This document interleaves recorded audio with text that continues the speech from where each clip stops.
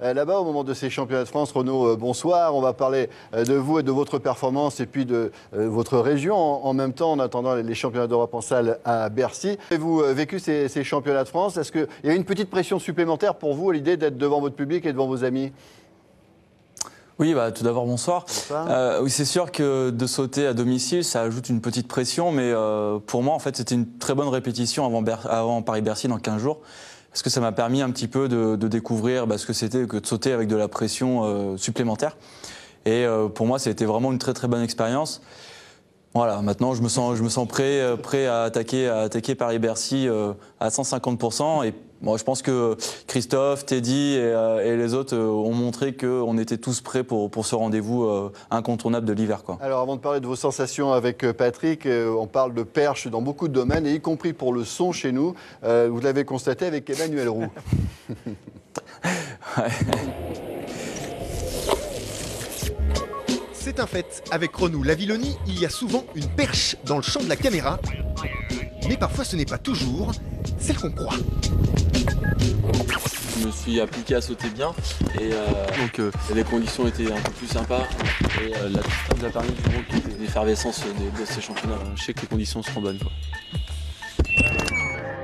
Et oui, grâce à Renaud Lavilloni, la perche française crève à nouveau l'écran. Avec le Clermontois, rares sont désormais les veuillez nous excuser pour ce petit problème technique indépendant de notre volonté. Et oui, depuis maintenant 2 ans, quand Renaud Lavilloni est à la perche, le son est toujours très bon. Alors Renaud, qu'est-ce que ça fait d'être le perchman de l'année là pour l'instant? Qu'est-ce que ça fait? C'est dans la continuité de ce que je faisais l'été dernier. Déjà il y a 2 ans, c'était la première fois que je faisais 5,80.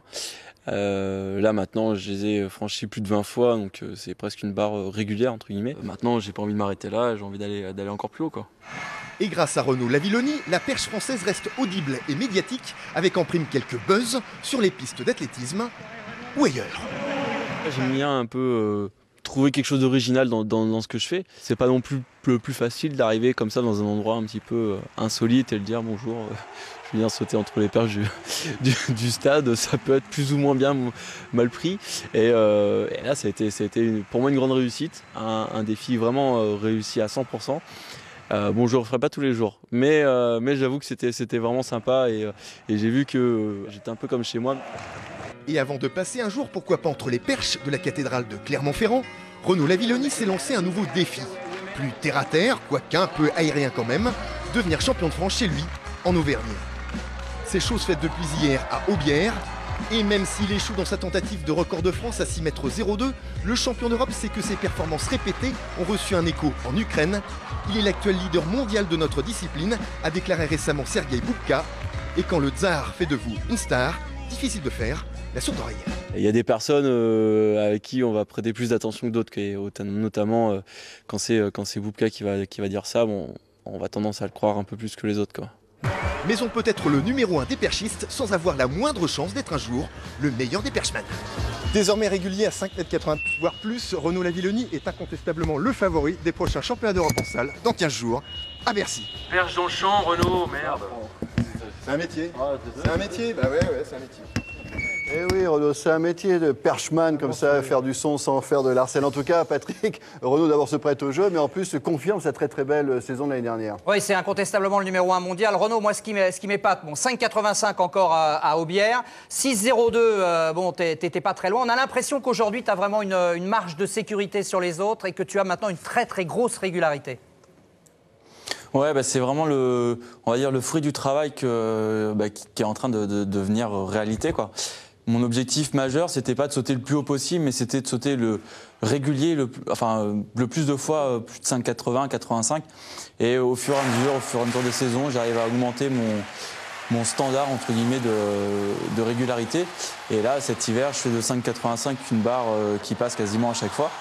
Et je sais qu'en franchissant une barre comme ça, quasiment à tous les jours, entre guillemets, je serai capable de monter sur tous les podiums et en plus de monter sur les podiums, d'aller chercher des titres le plus souvent possible, quoi. Alors, ce qui est extraordinaire, bon, tous ceux qui ne te connaissent pas encore, je dis tu parce que c'est le cri du cœur, hein. Tu ne connaisses pas encore, c'est que tu n'es pas un grand gabarit. N'empêche que Sergueï Boubka, qui lui était un super costaud, te classe numéro 1. Est-ce que tu penses quand même qu'un jour, tu pourras aller titiller le record du monde de Boub, qui reste quand même au-dessus?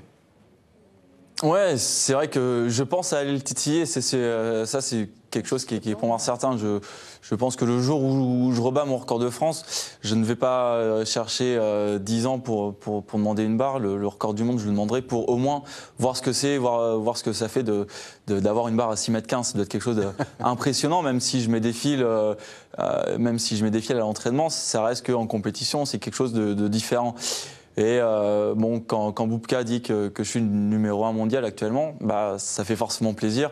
Et j'ai pas envie de le décevoir dans ses propos. Donc bah, je vais mettre bouchée double pour arriver à concrétiser ce qu'il dit, quoi. Bon, ben, un jour, on fera peut-être la rencontre. On va organiser ça entre vous et Sergueï Boubka. Alors,